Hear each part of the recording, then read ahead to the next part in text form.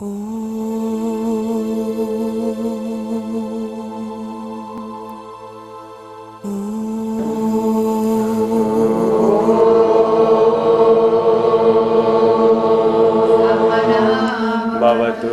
Samana Bhunatu Saviriyam Karavavahe Tejasvinavaditamastu Ma Vidvishavake Om Shanti Shanti Shanti Om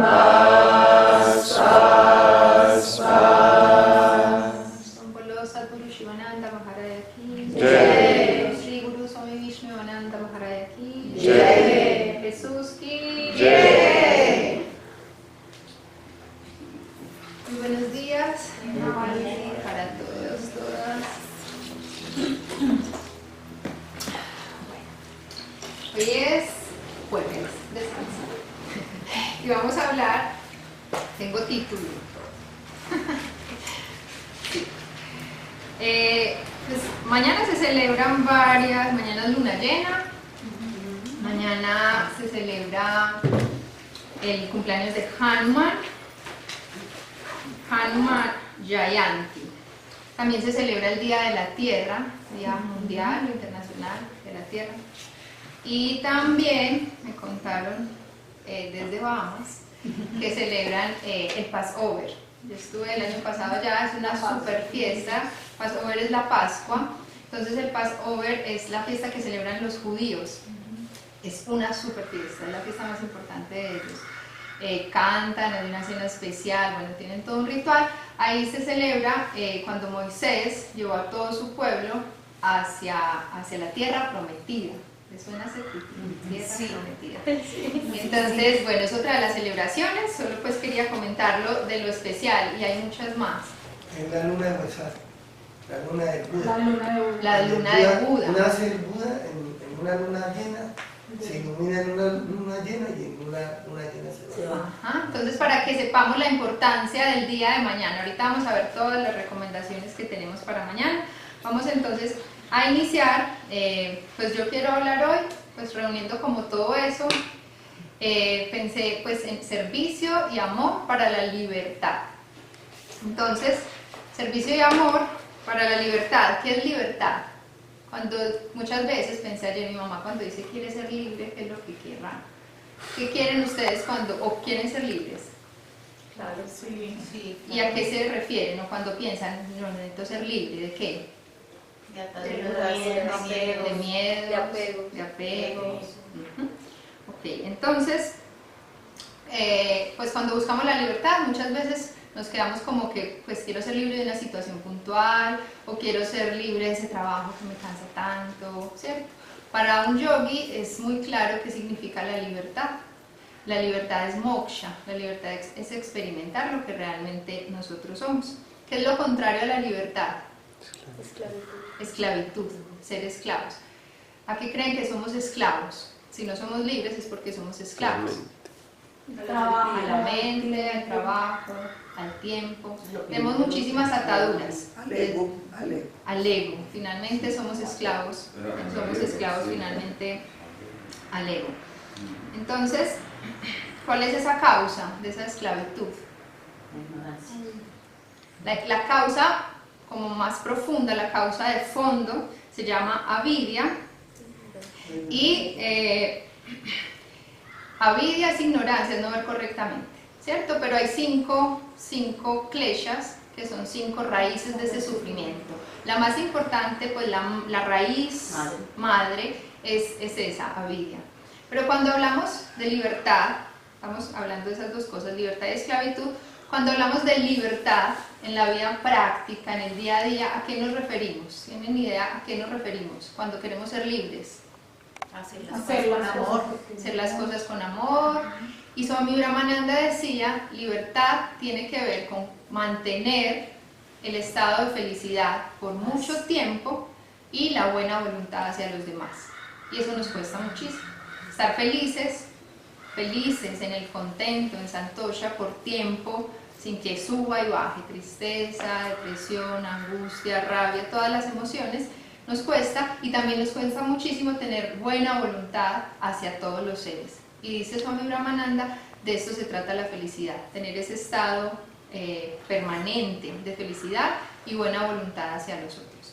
Entonces vamos a mirar un poquito esas raíces para que entendamos, porque dice también él, es muy importante saber cuáles son esas ataduras y cuál es esa libertad que queremos para poderla buscar, porque si no, pues nos quedamos buscando una libertad muy pequeña, liberarnos del trabajo, liberarnos de las deudas, liberarnos de cosas aquí, y no, si no conocemos, si no identificamos, y si no de verdad sabemos qué es la libertad y qué es realmente la esclavitud, no va a haber motivación para encontrarla y para superarla.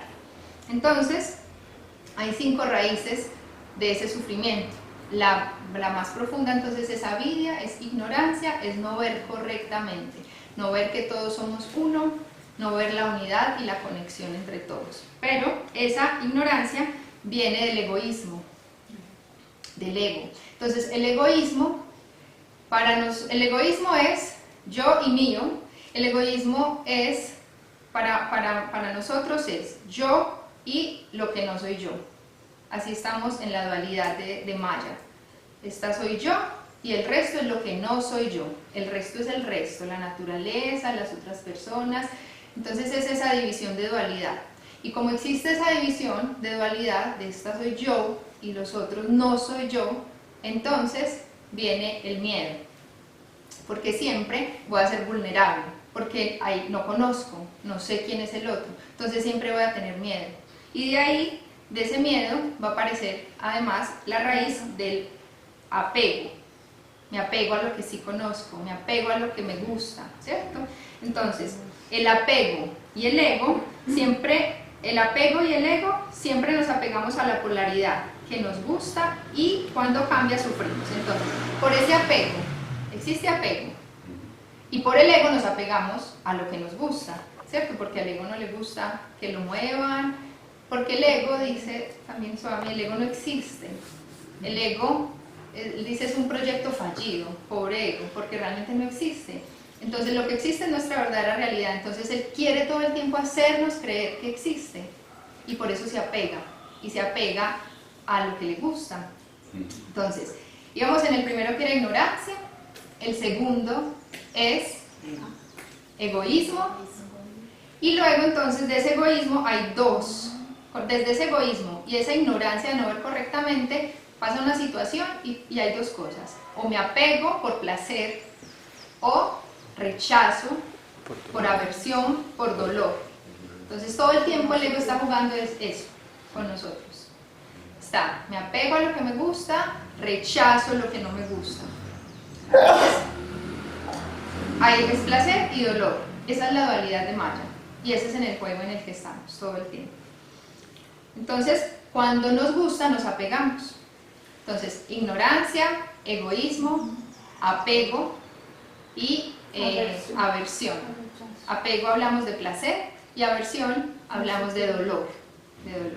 Y la quinta raíz es el miedo a la muerte. Es el miedo a la muerte. Tenemos miedo a la muerte, y esa es otra de las raíces de ese sufrimiento. A eso es lo que estamos apegados. Muy bien, entonces la expectativa de apegarse al placer y huir al dolor está totalmente desconectada de la realidad. ¿Por qué? Esa expectativa que tenemos de siempre, apegarnos a lo que nos gusta, apegarnos al placer y rechazar lo que nos es difícil, el dolor. ¿Por qué creen que eso no es un buen proyecto? ¿Cómo es la realidad? La realidad, primero, que todo es variable y no la controlamos, es impermanente. Entonces no podemos decir solo busco el placer, porque va a ser un fracaso, va a llegar el dolor, inevitablemente va a llegar el dolor. Entonces ese proyecto de querer solo estar placentero y buscar ese placer es un fracaso, y pues nos va a traer sufrimiento. Entonces, ¿qué debemos hacer? ¿Qué creen que es como la práctica? Bueno, la práctica no más adelante. Lo que debemos cultivar, pues si viene placer y dolor, igual viene que cómo debería estar yo, cómo debería aprender. Ecuánime. Muy bien, ese pensamiento. Ecuanimidad. Entonces, ¿qué es la ecuanimidad? El equilibrio. Es La saber capacidad que de esas ser. cosas vienen, ¿cierto? Es un equilibrio y es vivirlas Sin resistencia. sin resistencia. Sí, Exactamente. sí, sí. Entonces, esa es la verdadera felicidad. El saber que existe el dolor, existe la felicidad, igual esa felicidad es pasajera, igual que ese dolor es pasajero. Entonces la ecuanimidad es lo que venga a recibirlo en paz, porque finalmente esa felicidad es un estado mental, no tiene nada que ver con lo que pasa afuera, y eso es lo que debemos descubrir y experimentar, no por teoría, sino empezar a experimentar, que realmente es un estado de la mente lo que nos determina esa felicidad. Entonces, la verdadera felicidad es un estado mental, ir más allá de los opuestos, ver las cosas como son. Se trata de pillarse esa verdad y soltar. Me acuerdo de un cuento de Swami Brahmananda, de un miquito, que en la India hay como trampas para los micos, y pues ellos van a coger la comida y los atrapan. Y el miquito todo el tiempo jalaba y jalaba, y entre más jala, más se aprieta, más se amarra, más se amarra. Entre más resiste. Si él supiera que si suelta, la trampa se abre, sería libre. Por eso se trata de soltar. Todo el tiempo estamos jalando, peleando contra la situación, contra lo que llega. Si supiéramos que se trata de soltar, seríamos libres. Ahí sería libre miquito. Al soltar, sería libre. Entonces se trata de un estado mental y se trata de soltar. Entonces ese problemita del placer y del dolor, que lo vimos a diario en cada situación, no son el problema, porque existen el placer y el dolor. Ellos como tal no son el problema. El problema es el apego. Me apego al placer y rechazo el dolor. Entonces el problema es que siempre busco el placer. Bueno, después de esa introducción de la libertad, porque en Satsang pues vamos a hablar de servir y amar para la libertad, el servicio y el amor para la libertad. Entonces, como saber de qué libertad es la que estamos hablando. Entonces, ¿qué hacer? La pregunta Yogi, ¿cierto? Ya sabemos la causa, cómo es la situación y qué hacer. Entonces, primero que todo, el deseo de liberarse nace de ver claramente el sufrimiento. Podemos leer todos los libros y podemos entenderlo desde la razón, pero realmente va a haber un verdadero deseo de liberarnos cuando podemos comprender perfectamente el sufrimiento de nosotros, pues, y como todos somos uno, el sufrimiento del mundo entero, el sufrimiento que hay en Maya, lo que significa ese sufrimiento. Y de así ver el sufrimiento universal y pues querer ver el sufrimiento universal y tener compasión de esta forma. Si lo veo y lo conozco, puedo tener compasión para liberar del sufrimiento a todos. Entonces se hace mucho más claro esto a través de la meditación. Entonces nos podemos leer y toda la cosa, pero realmente experimentar ese sufrimiento se hace muy claro a través de la meditación, a través de aquietar la mente y sentir la conexión. Voy a sentir el sufrimiento y así voy a querer tener más fuerza, moksha, ¿cómo se llama?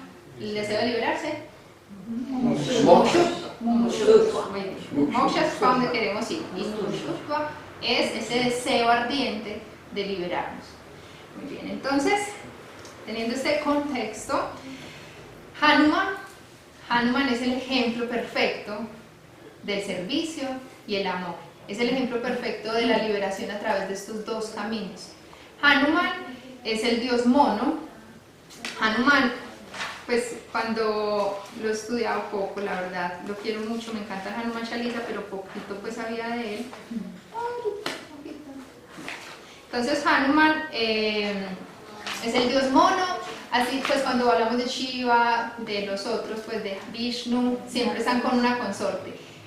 Hanuman tiene una característica, él es célibe, es célibe, no tiene consorte. Y también, pues otra característica como de diferencia de todos los avatares y todos los dioses, es que tiene poderes.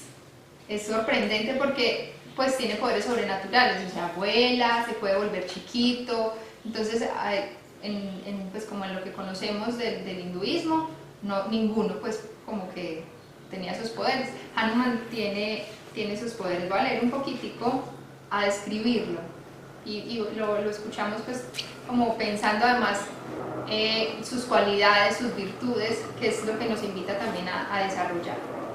Entonces Hanuman, pues primero que todo es un mico y es un devoto de Rama. Entonces era un ideal trabajador y desinteresado, un verdadero karma yogi, que trabajaba libre de deseo y dinámicamente. Era un gran devoto y un obsesional brahmachari o célibe. Servía al señor Rama con amor puro y devoción, sin esperar ningún fruto a cambio. Vivía para servir a Rama, era humilde, valiente y sabio. Hacía lo que otros no podían hacer. Todo lo que Hanuman hacía, lo hacía por la fuerza del nombre de Dios. Todo lo hacía a través del nombre divino, de Rama. Todas las historias cuentan cómo él lograba hacer las cosas repitiendo el nombre de Dios. Entonces nos muestra pues la fuerza de esto. Entonces una de sus mayores características es que era un muy buen karma yogi, pues un verdadero karma yogi, dicen, un servidor. Y lo más bonito, una de las cosas, porque todo es bonito de él, es que nunca se jactó de que él hacía algo, nunca. Cuando él llegó, bueno, les voy a hacer un pequeñito, pues como de la historia. Ya lo contamos hace 8 días, pero solo un poquito, es como también lo que representa esa historia, que me pareció muy interesante. Entonces, Rama es Dios, Rama es una encarnación de Vishnu, creo que la 9ª encarnación, 7ª encarnación de Vishnu. Octava. Bueno, es una encarnación de Vishnu, no lo sé, de 7ª a 10ª, luego me Séptima. Porque Krishna es la 8ª. Ajá. Ese es el dato. La 7ª encarnación de Vishnu es Rama.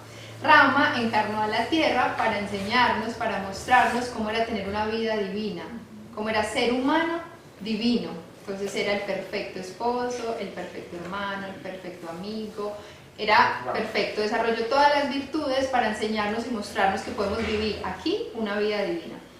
Entonces Rama es Dios, Sita es su consorte, su compañera, su esposa.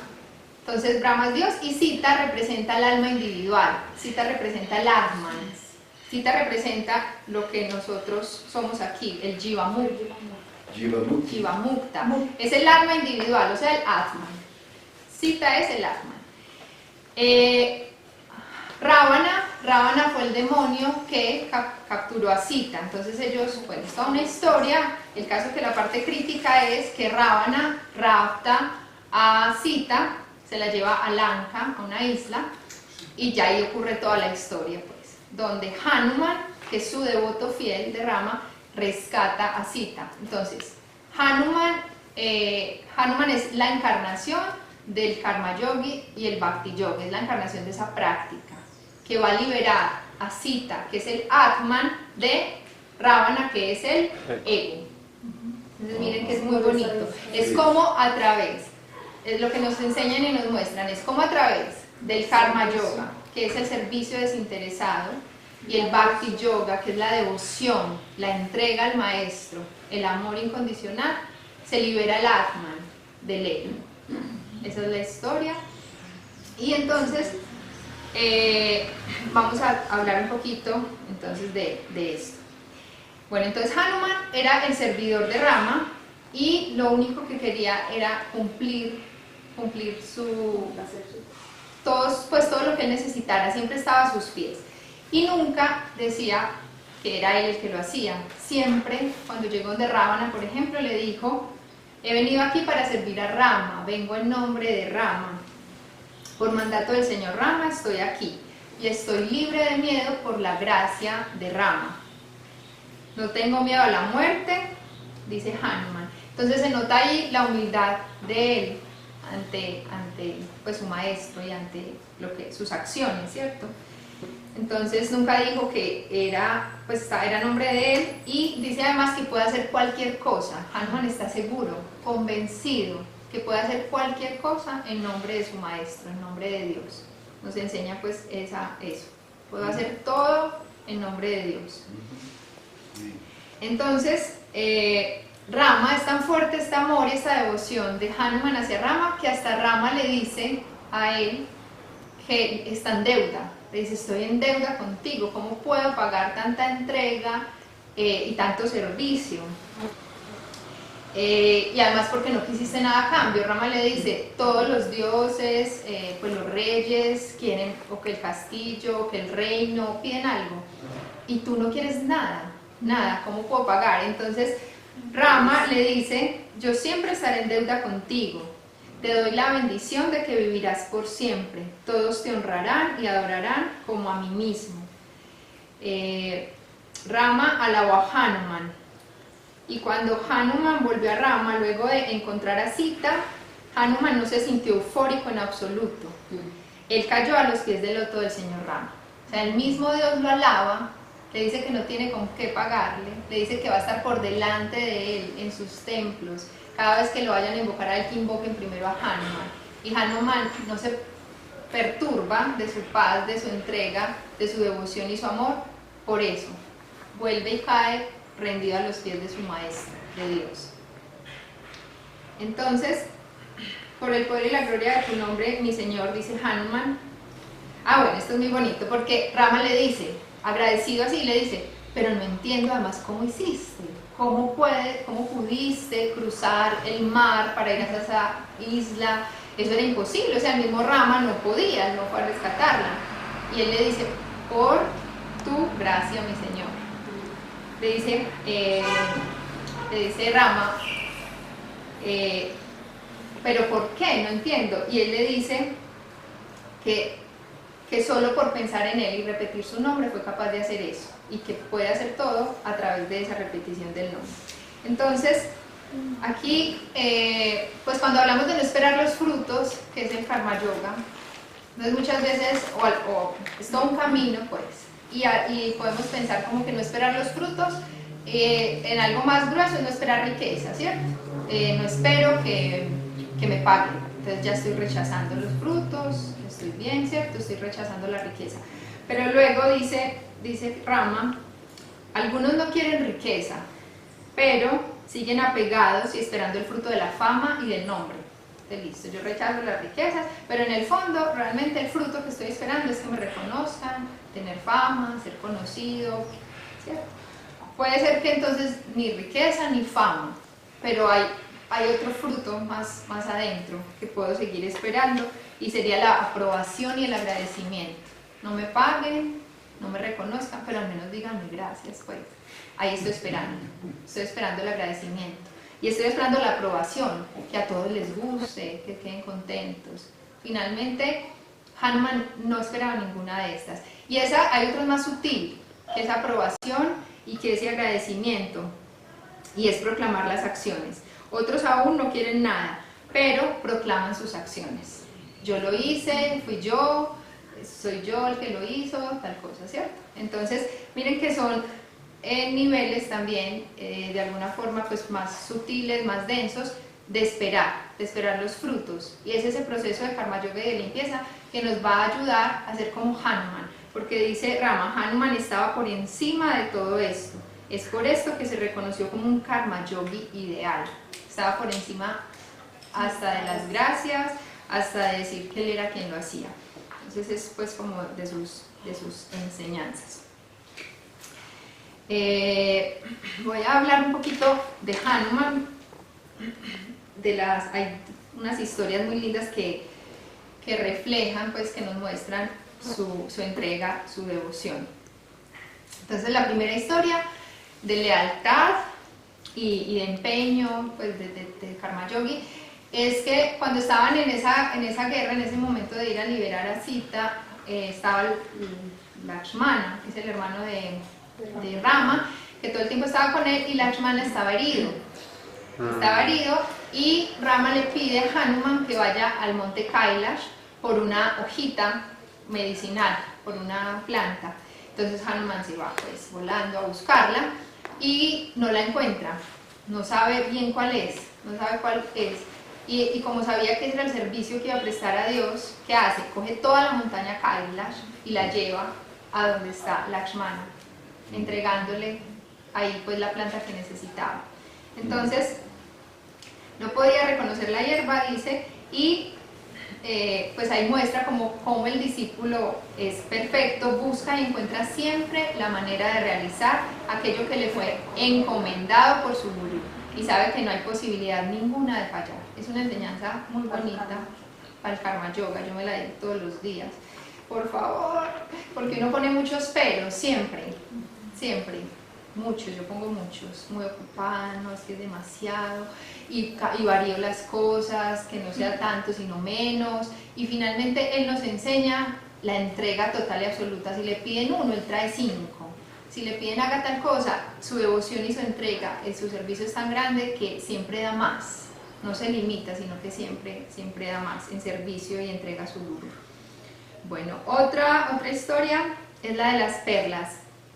Entonces, dice, tras las grandes aventuras acontecidas, se cuenta en el Ramayana cómo Sita le entregó a Hanuman un bello collar de perlas, muy raras, de incalculable valor, como agradecimiento a su generosidad, dedicación y heroísmo. Entonces Hanuman examinó cuidadosamente el collar, lo olió, lo escuchó, lo palpó y seguidamente rompió una de las valiosas perlas, aplastándola con su gran fuerza y observando si en su interior se encontraba lo único que para él tenía valor, Rama. Una por una fue destrozando todas las perlas del collar, nadie entendía qué hacía y al preguntarle sobre su conducta dijo: solo trato de examinar si en estas perlas se encuentra Rama o su santo nombre. No puedo encontrar su nombre grabado en el exterior, ni escuché su sonido, ni su fragancia o su imagen. Si estas perlas no contienen al señor Rama en el interior, para mí son algo sin valor, son solo piedras. Así el discípulo devoto en todas las cosas, objetos y acciones busca la constante presencia de su maestro. Esa es la enseñanza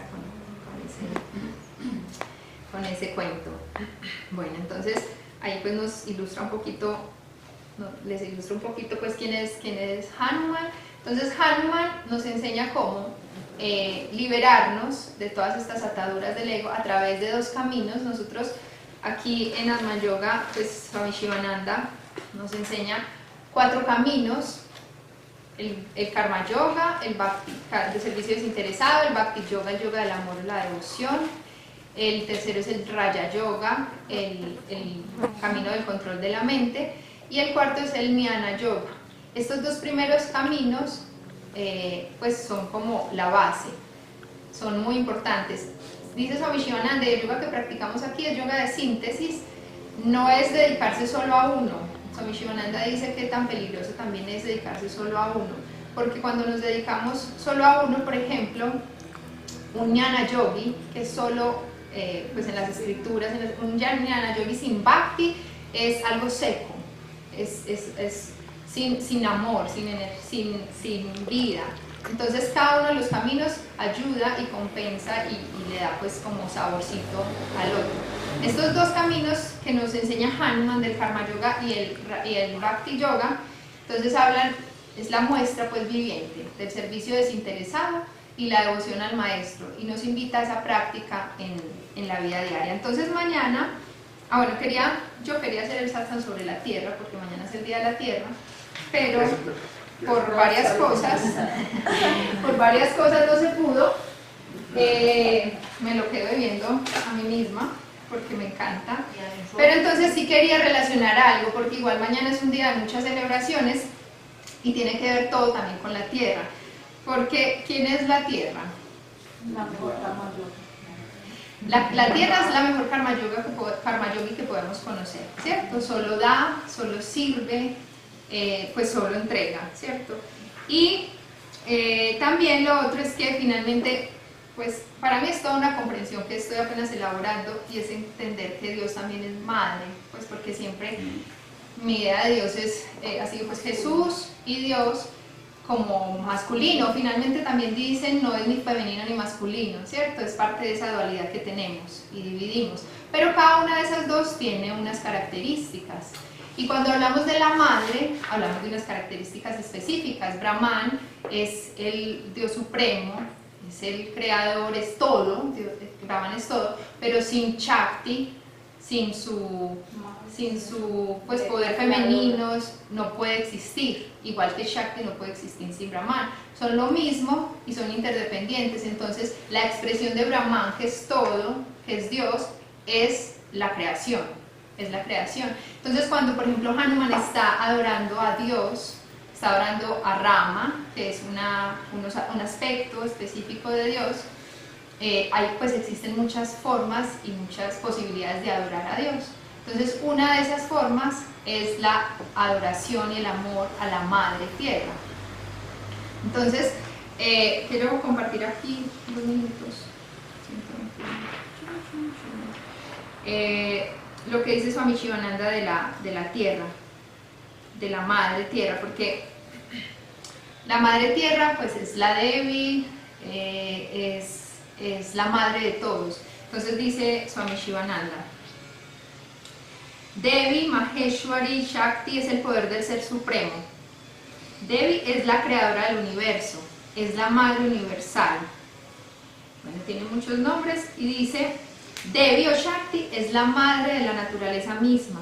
El mundo entero es su cuerpo, las montañas son sus huesos, los ríos son sus venas, los océanos su vejiga, el sol y la luna son sus ojos, el viento es su aliento, Agni, que es el fuego, es su boca. Ella dirige la escena de este mundo. Entonces yo me pregunté esta mañana a mí misma, porque pues la madre la vemos las montañas, sentimos los ríos, sentimos el aire, el aliento, y se nos hace muy difícil sentir a Dios ahí.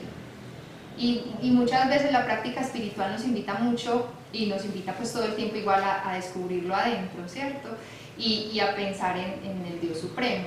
Pero desaprovechamos también mucho lo que tenemos, pues la madre, la naturaleza está ahí, es palpable, y se nos dificulta mucho reconocerla como la diosa y vivirla y experimentarla como la diosa. Entonces, ahí como la relación que quiero hacer es que hay muchas formas de adorar y de practicar el Karma Yoga y el Bhakti Yoga, y una de las que también pues invito es una adoración activa a través del cuidado, la protección de la naturaleza.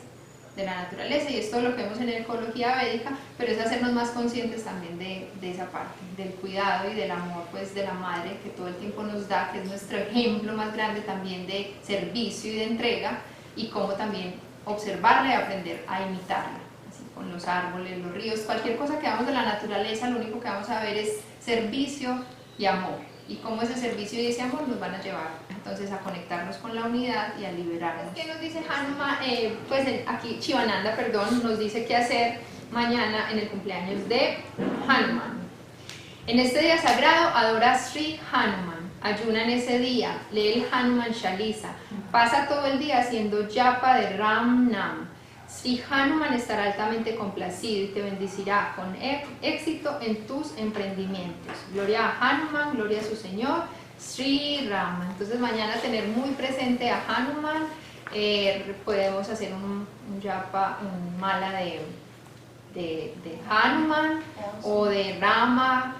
También pues estar como muy atentos mañana en la observación, y de todas formas es como comunicarse con esa energía de Hanuman, del servidor. Cada vez que queremos y nos disponemos a servir, invocar pues su esencia, su entrega, su devoción, y pedirle pues que nos dé todas esas virtudes para nosotros también aprender a servir como él.